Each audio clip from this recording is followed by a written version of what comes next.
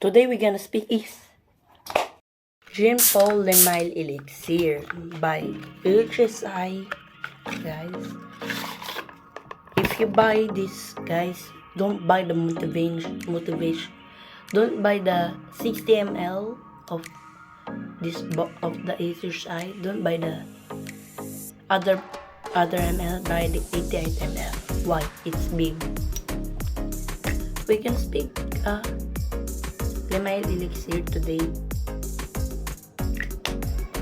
It's the bottle.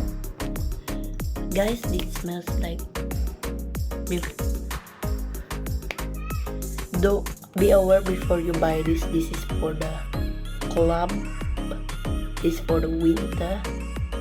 This is not for the summer. This is not for the summer. This is not for the school, work, office. This is for the kung pupuntahan nyo guys naka-aircon, kuko kayo kay Lemile Elixir. Kung pamilya kayo sa amoy ng Paco Rabanne 1 million, Versace RC, dipit kayo ng amoy niya.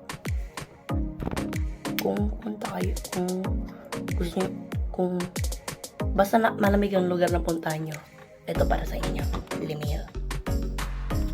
Ang amoy niya guys, parang sa opening. Sa opening ang amoy niya. Honey, chocolate. That way, ayun yung na discern ko. Honey, chocolate. Yan, ang kanyang bottle. Honey, chocolate ang amoy. At ang bango niya. Yan. HSI. Ang ganda pa ng design ng sticker niya. This is for club guys ha. For winter, not for summer.